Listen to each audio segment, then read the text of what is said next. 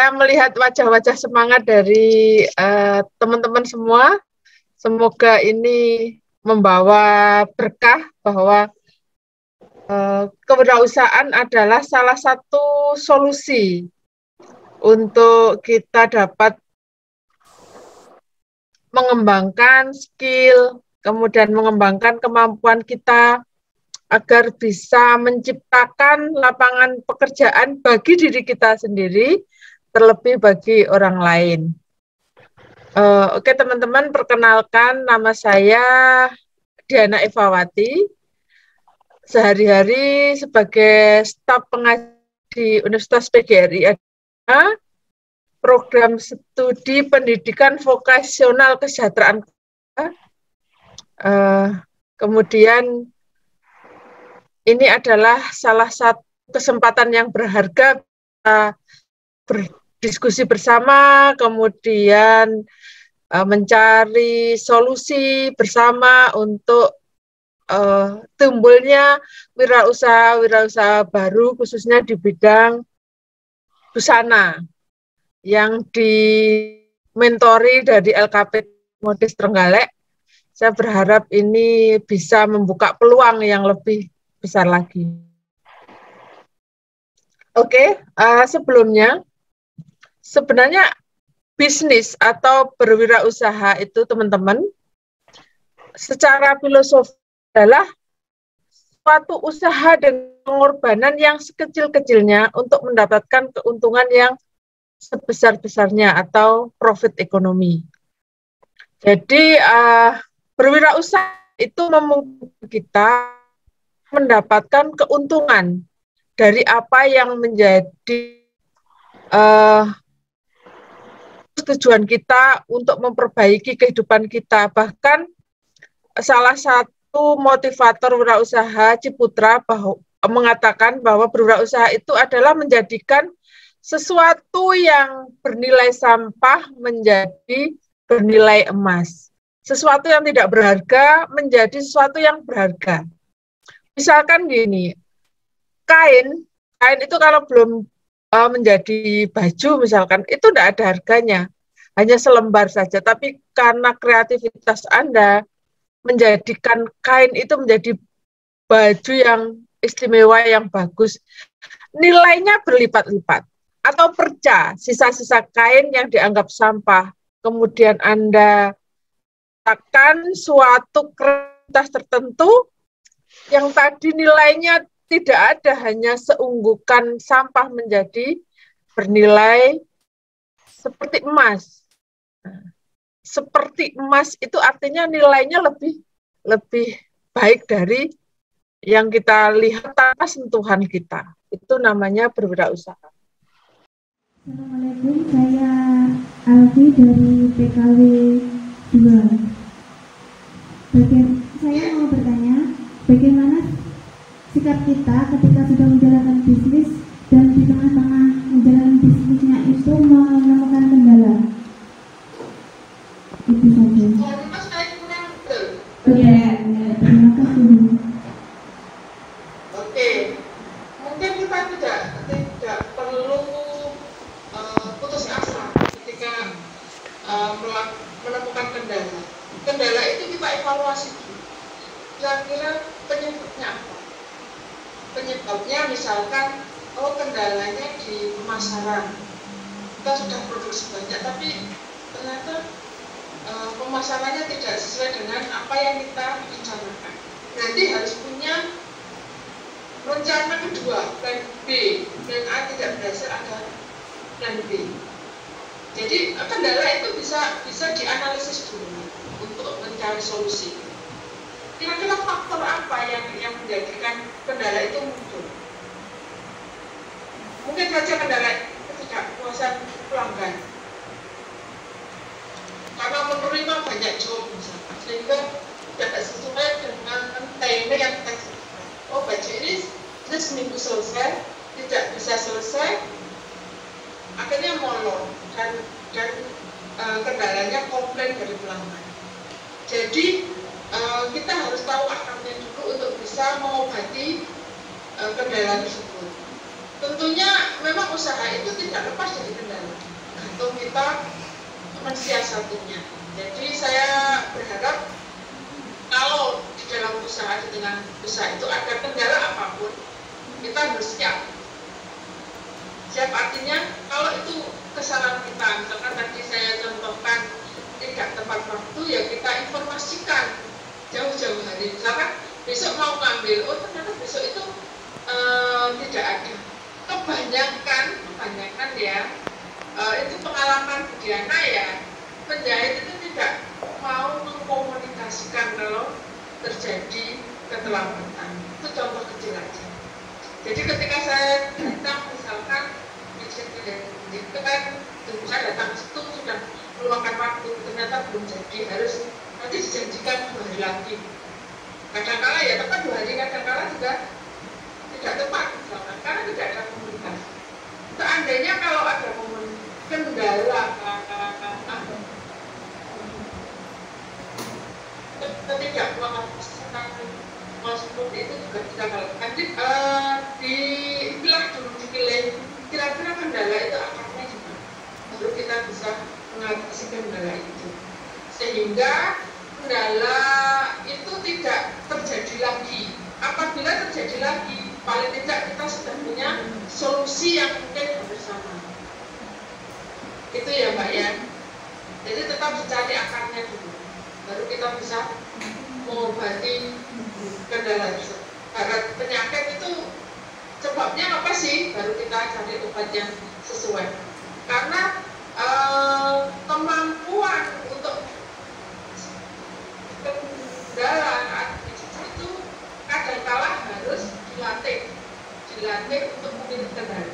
Saya yakin Bu Tati sebesar ini pasti awalnya kendalanya banyak. Iya Bu Diana, betul ya.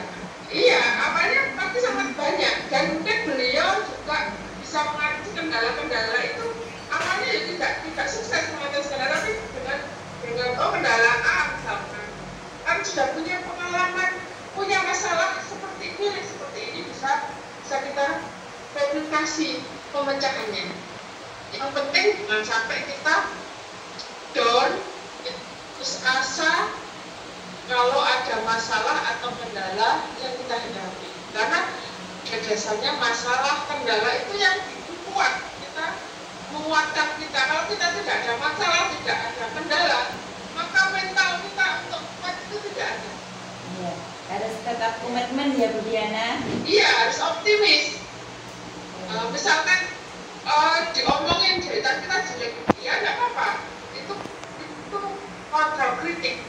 Tapi kritik itu sekali lagi kita harus tahu apakah kritik itu membangun atau justru menjatuhkan. Ya. Kalau membangun kita terima, kalau menjatuhkan ya harus diambil angin laut. Karena kalau nggak perlu kita dengar. Kalau itu tujuannya untuk menjatuhkan kita. Ya. Kritik yang membangun ya harus kita cari dong, yang membangun atau membangun.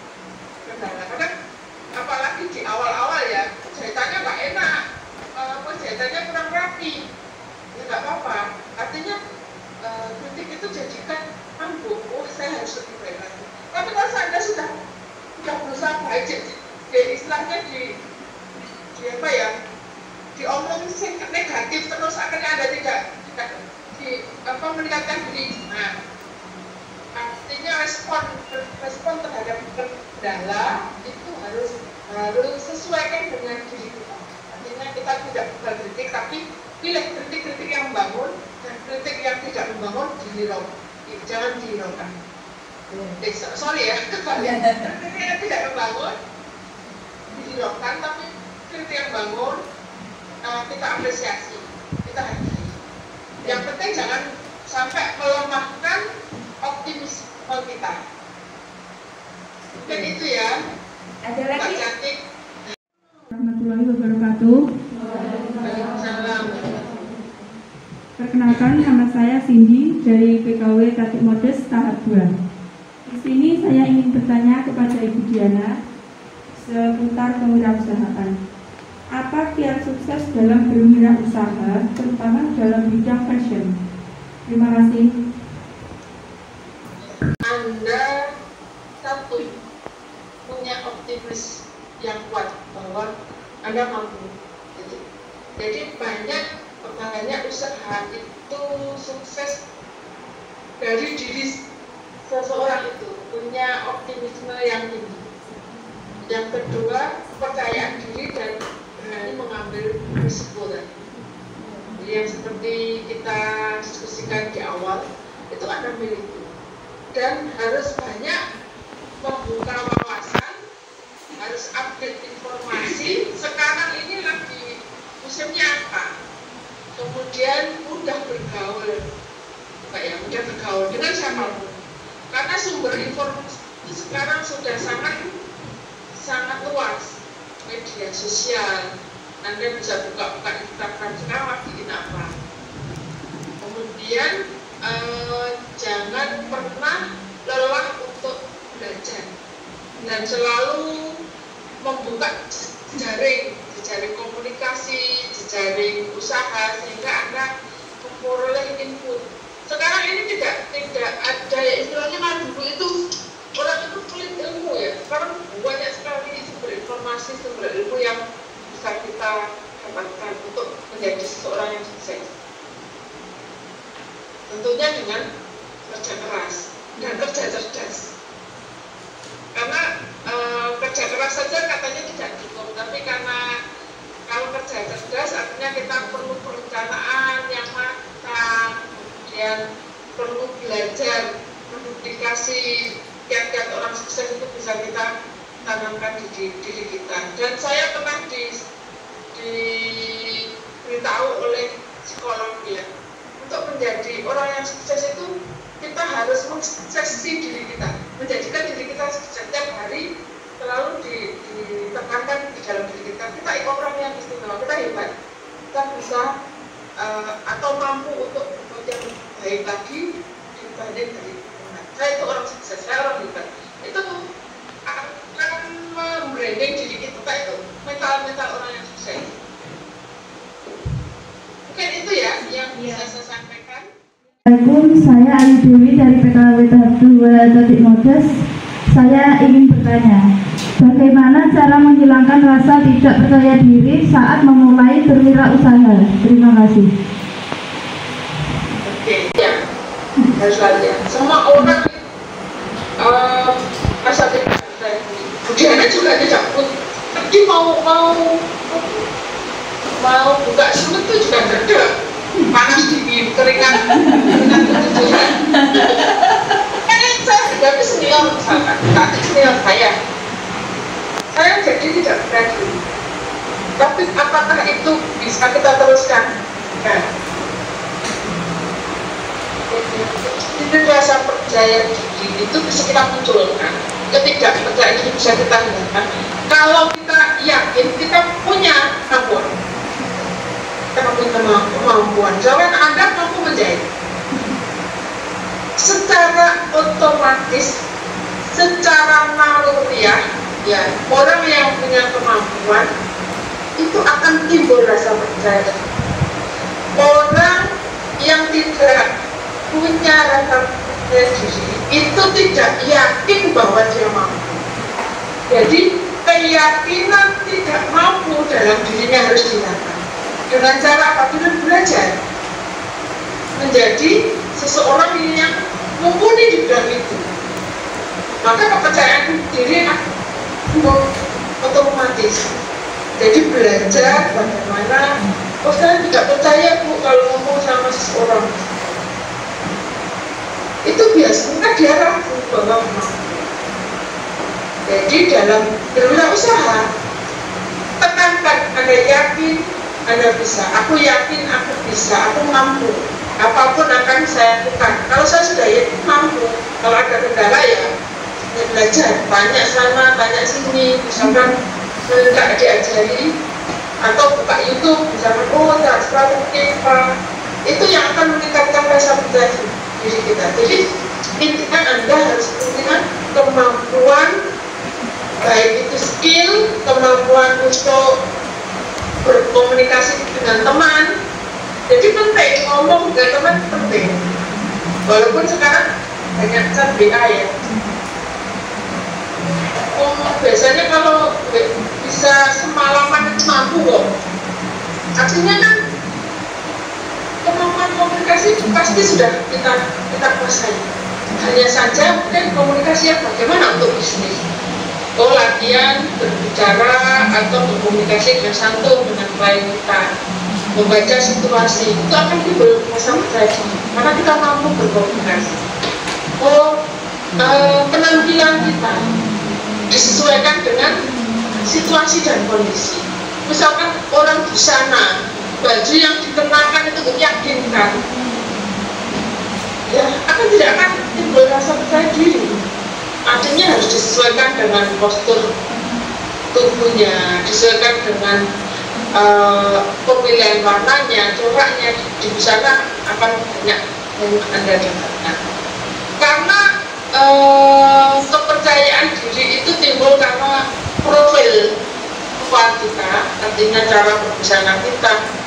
Nah, itu tidak harus yang mahal, yang pantas, gitu ya.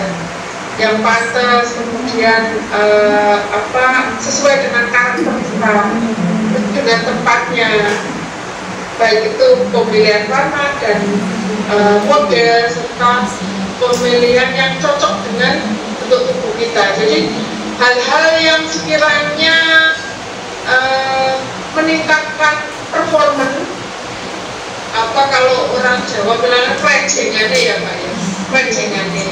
Ada kan orang itu loh kelihatannya ambil. Padahal kita tidak tahu komunikasi, tapi tampaknya dia dengan karakter misalnya itu terlihat anggun. Orang akan menantikan, dan itu juga akan meningkatkan rasa percaya diri, sehingga kalau Anda deal usaha, Anda percaya diri dan orang juga menaruh trust atau percayaan terhadap Anda. Jadi meningkatkan rasa percaya diri itu merasakan kemampuan, skill tertentu. Khususnya kalau busana ya memang sudah jemput di busana ya benar-benar harus ahli. Apa ahli membuat rok misalnya, harus seperti ini, nggak apa-apa. Artinya yang bisa saya sarankan, karena banyak orang yang merasa percaya dirinya kuat ketika dia punya kompetensi yang bagus atau skill yang bagus atas apa yang dimilikinya. Saya Fitri dari PKW 2 Tatik Mode.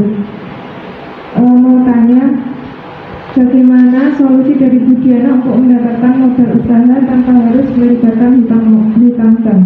Dan kalau dari investor, apa saja persiapan yang diperlukan? Terima kasih. Apakah usaha itu harus tidak melibatkan bank? Boleh saja kalau kita mampu dengan kembali lagi tujuan usaha itu apa skalanya.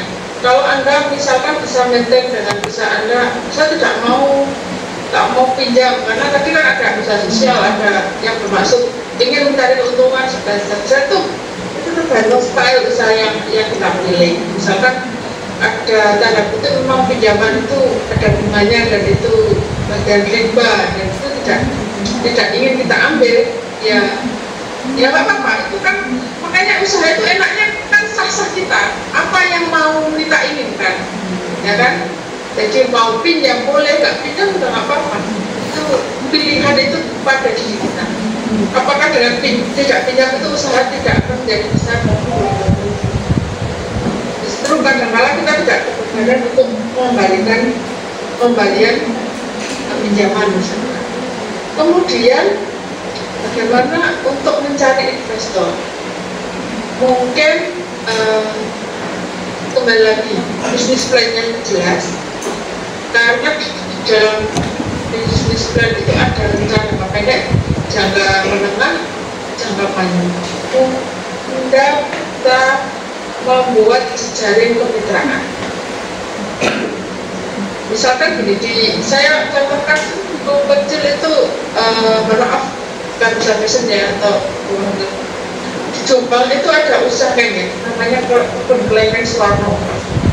Kebetulan saya ke sana, itu dia itu modalnya adalah dari investor semua. Jadi bisnisnya jelas, dia memberikan jangka waktu, dia mengupayakan sewa kepada petani yang sewa.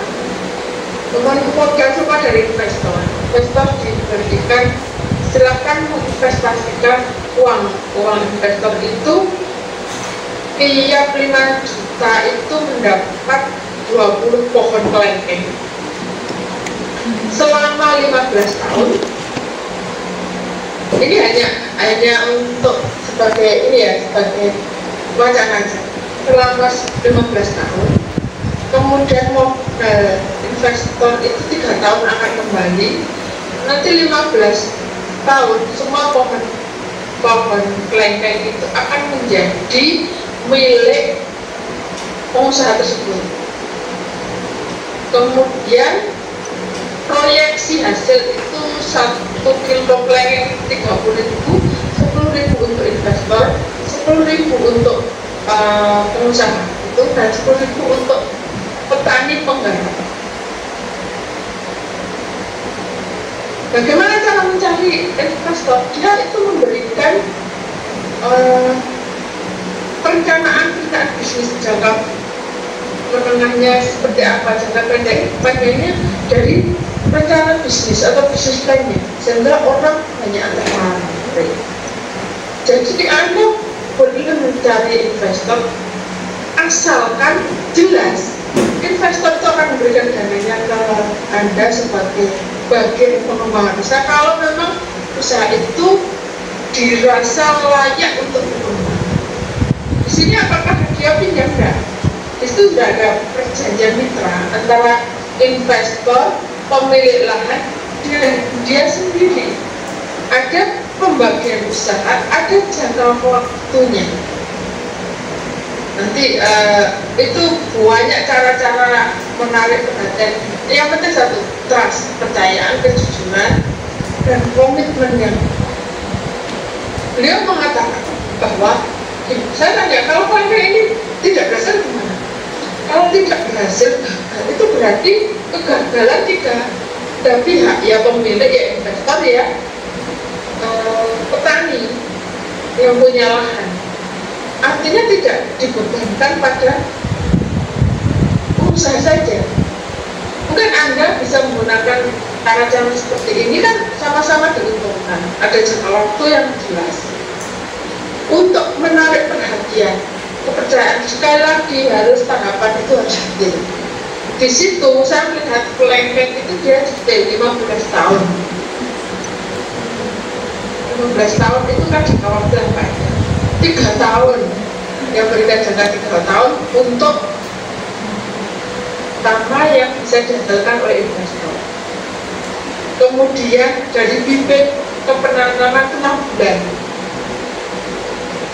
sehingga kontrol investor terhadap pemilik lahan, terhadap kelengkengnya itu jelas. Jadi di kelengkeng di pohonnya itu ada labelnya. Oh, ini labelnya Diana, ini labelnya Rita, ini labelnya Andi. Jadi rasa kepercayaan orang yang menginvestasikan dananya itu jelas. Karena investasi itu kan biasanya jangka panjang. Artinya kita harus punya visi, tujuan yang jelas akan usaha yang akan kita lakukan. Itu hanya ilustrasinya. Kalau di bidang bisnis gimana? Mungkin Anda punya usaha jangka panjang, mungkin punya ini ya, usaha konveksi. Jelas usahanya letaknya di tempat strategis. Kemudian ini daya dukung karyawannya ada. Kemudian mungkin Anda cari investor untuk menanamkan modalnya dalam jangka waktu 10 tahun, dan modal itu akan kembali jangka waktu 2 tahun. Tahun ketiga itu sudah menikmati hasilnya. Dikasih batasan. Biasanya memang dalam usaha itu memang perlu komitmen yang kuat. Nek duit titik itu mbak, duit titik itu jujur. Nek duit oke sudah runtuh jujur. Tinggal investor cuma nanam modal kok misalkan pembagian hasilnya 60-40, Anda 60, investor 40, wong dia lo gak ada nanggung jalan kok 40%, kan aku rugi. Sehingga di awal harus jelas, bagian hasil itu harus jelas. Jadi memang kalau haknya di 40% jadi diberikan 40%. Itu ya. Warahmatullahi wabarakatuh. Perkenalkan, nama saya Isti Wulandari dari PKW Tabik Modes tahap 2. Pertanyaan saya adalah, bagaimana cara mengatasi gampang putus asa dan menyerah dan jika kurang dukungan dari keluarga? Terima kasih. Apakah boleh kita putus asa pada waktu tertentu? Boleh. Itu hal yang wajar, apalagi kalau kita gagal putus asa. Tetapi boleh itu hanya sebentar saja.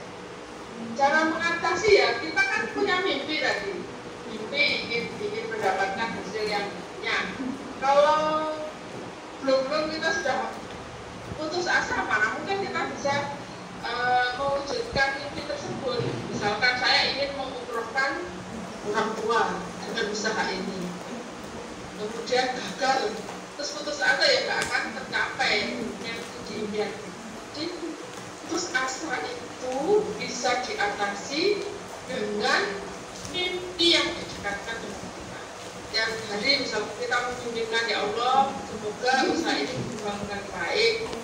Lagi ada kendala, kok nggak ada yang jahitan, ya Allah, kok nggak apa-apa hari ini. Besok dicari solusi lagi. Kita mungkin perlu relasi, perlu koordinasi dengan teman, perlu koordinasi dengan, kan Anda punya Butati, punya teman-temannya Butati, punya saudaranya Butati, itu digunakan semua agar keputusasaan itu kita pikirkan boleh, tapi harus cepat kita lupakan. Jadi nggak ada orang sukses itu yang tidak gagal. Jadi sebelum putus asa itu ngekos di diri Anda, istilahnya, jadi ngekos di hati kita, cepat-cepat dialihkan. Harus bulat ya, Bu. Jadi tidak ada orang sukses itu tanpa gagal. Saya yakin Bu Tati dulu juga pernah gagal, tapi karena Anda sudah belajar,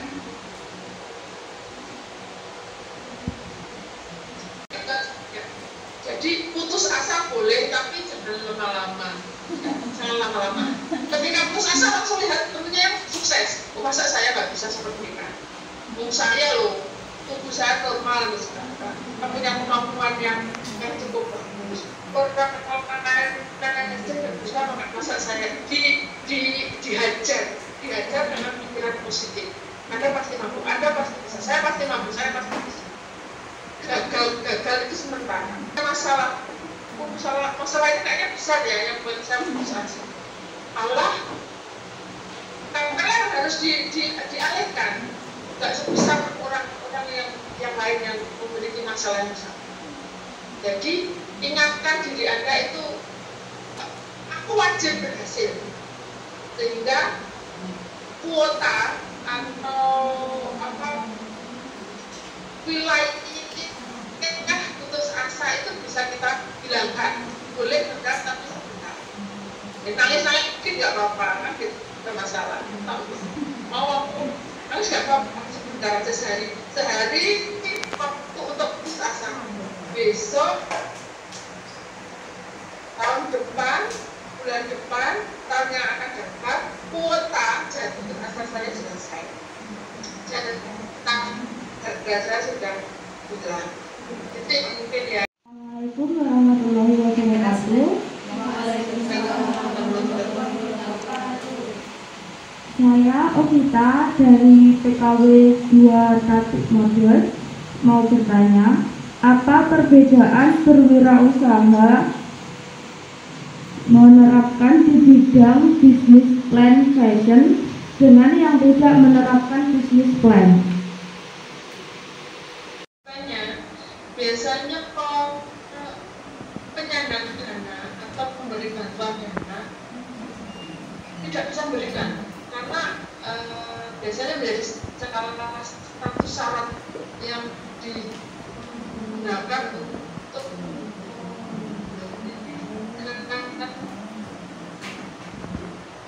break even point-nya dari bisnis plan itu tidak bisa dilakukan, terutama pada bank-bank pemberi modal usaha itu. Kemudian perbedaan berikutnya kan secara dokumen ya. Perbedaan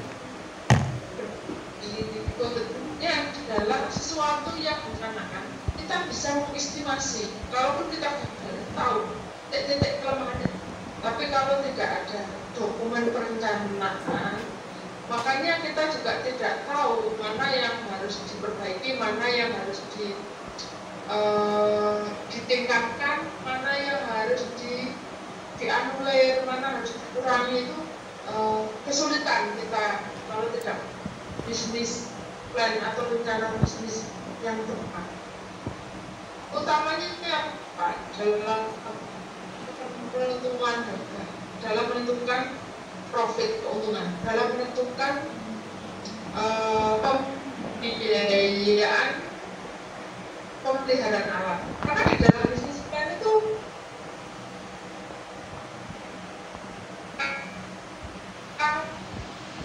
speknya gede. Kalau kan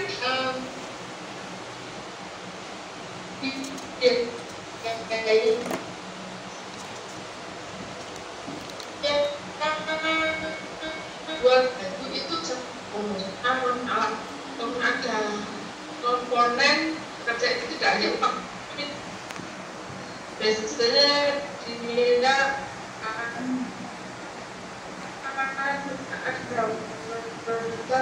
kalau detail itu sudah kita punya, misalkan alatnya rusak, itu tidak ada posnya, jadi dari 100.000 harga yang kita jual produk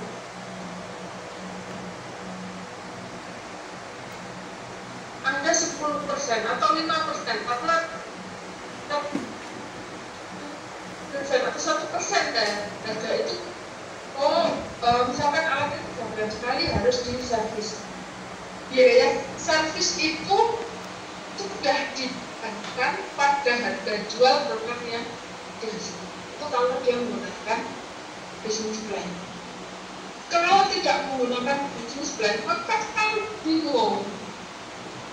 Akhirnya menghancurkan modal yang ada, karena tidak ada pos-pos itu. Ibarat orang organisasi, kalau sakit itu ada pos untuk kesehatan. Orang ada yang ada pos untuk dana sosial yang kita ambil. Waktunya renovasi rumah, ada pos untuk renovasi. Jadi sudah ada budgeting tertentu pada setiap item kegiatan, pada setiap detail produk yang kita hasilkan. Memang rumit kelihatannya di awal, saya sampaikan rumit di awal, tetapi enak di tahap selanjutnya. Kalau tidak menggunakan bisnis plan, enak di awal, kita nggak usah mikir apa aja, yang penting kita jual 100.000. Terus nggak usah mikir pemeliharaan alat, bisa mikir emosi dan lain-lain. Tetapi ketika ada masalah tertentu, kita bingung anggaran mana ya yang harus kita olah. Karena dari awal kita tidak ada rencana bahwa setiap aktivitas usaha itu mesti ada kegiatan-kegiatan yang ada selalu pada bagian pengelolaan bisnis. Mungkin itu ya Mbak ya, bisa dimengerti atau dipahami. Yang saya tanyakan Bu Juliana, apakah lingkungan dan pertemanan berpengaruh pada keinginan atau motivasi untuk berwirausaha, bahkan terhadap keberhasilan berwirausaha? Terima kasih. Kalau lingkungan pembelajar, orang-orang yang suka belajar, maka menjadikan kita juga senang belajar. Tapi kalau lingkungan yang suka main, uh, suka jalan yang nggak jelas, dia menjadikan kita tidak jelas. Jadi lingkungan itu secara langsung atau tidak langsung itu akan membentuk karakter kita. Dalam berwirausaha juga gitu. Kalau Anda di lingkungan yang getol dengan berwirausaha, maka memicu Anda untuk juga berwirausaha. Oh, ternyata usaha itu enak, hasilnya seperti ini. Itu maka memacu kita untuk tetap bisa bertahan. Ada kendala juga katanya, tapi seperti ini. Teman di lingkungan itu akan memberikan solusi, tidak saran yang sesuai expert.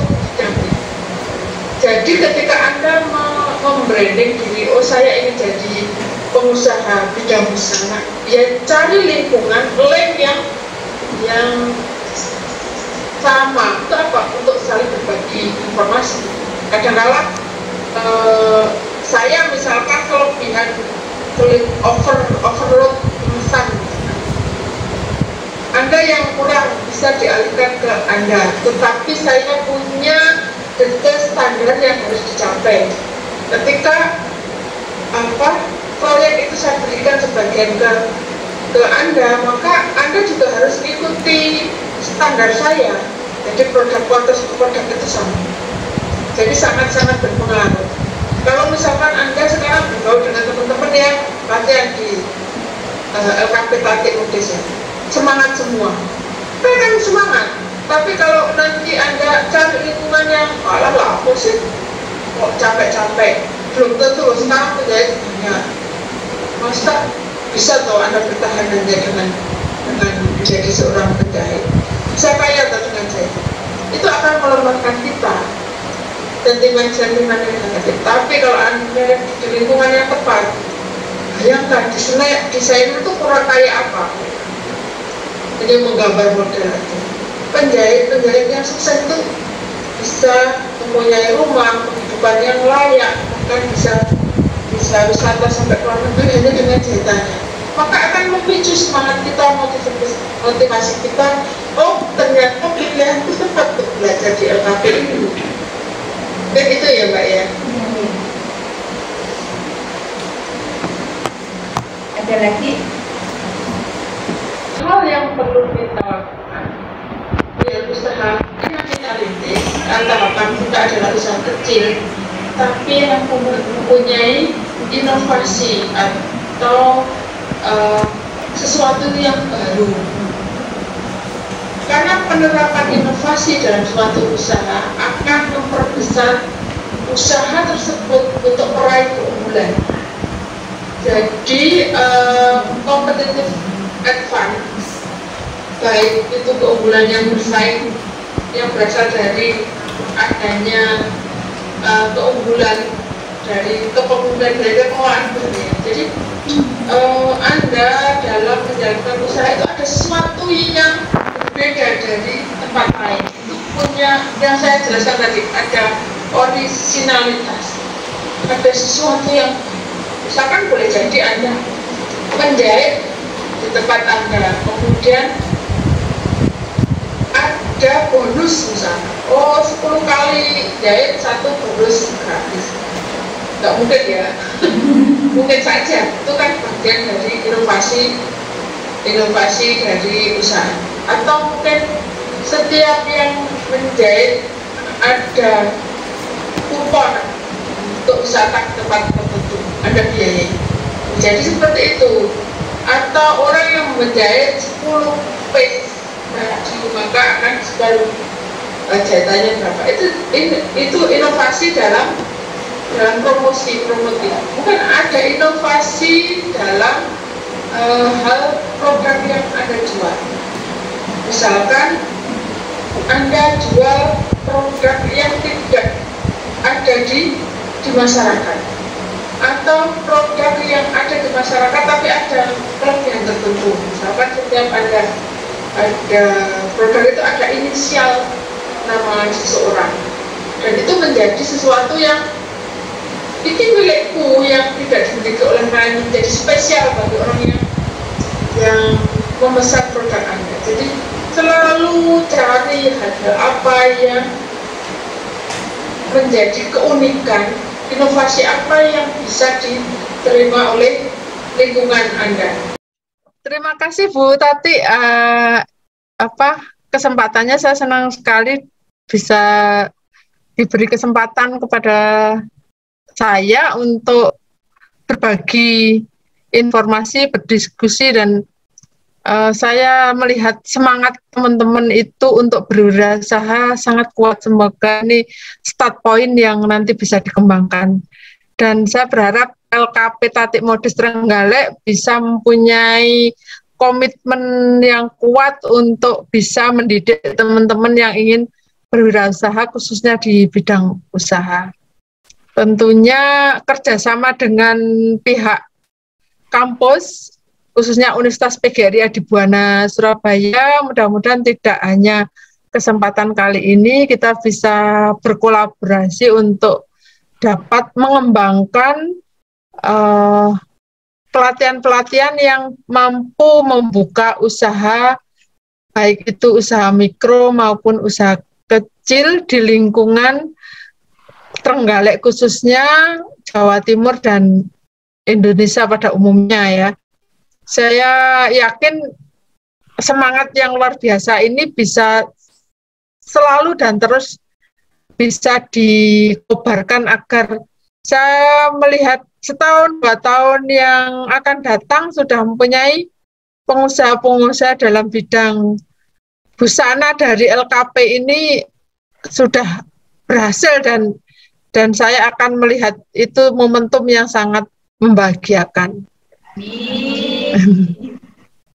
Positifnya dari program ini ya Bu ya, untuk memberikan bekal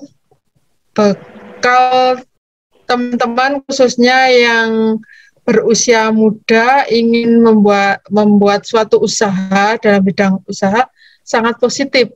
Karena kalau usaha tidak ada pembekalan, tidak ada informasi, tidak ada pelatihan, maka dia akan bingung arahnya membuat usaha itu seperti apa. Tapi dengan pelatihan, dengan program yang Ibu lakukan, maka dia tahu rule-nya, model usaha yang akan dijalankan itu sesuai dengan kemampuan apa.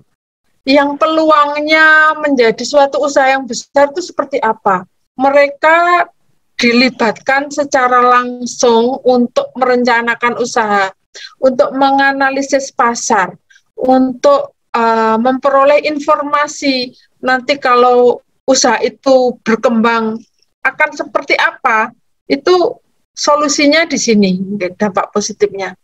Dan saya pikir apa yang telah dilakukan itu sudah tepat dan semoga akan dikembangkan lebih lanjut, tidak hanya berhenti pada ketika memulai, tapi ketika sudah usaha kita mencoba untuk mendampingi agar kesulitan ada di lapangan itu bisa kita carikan solusi bersama. Kira-kira kendala itu apa yang menjadi akarnya, kita obati bareng-bareng agar kompetensi keahlian yang sudah diberikan di LKP ini melalui program yang dikembangkan ini bisa tepat sasaran. Sekali lagi ini sesuatu yang sangat bernilai positif menurut saya. Dan lembaga khususnya Universitas PGRI Adibuana akan selalu mensupport karena ini bagian dari pengabdian kepada masyarakat. Jadi kita salah satu bagian Tridharma perguruan tinggi yaitu pendidikan, penelitian, dan pengabdian masyarakat. Salah satunya bekerja sama untuk memberikan penawaran atau memberikan solusi pendampingan kepada masyarakat terkait dengan beberapa aspek untuk memulai suatu usaha, baik itu di bidang pendidikan, keahlian maupun supporting pendampingan. Bu Diana katanya. PKW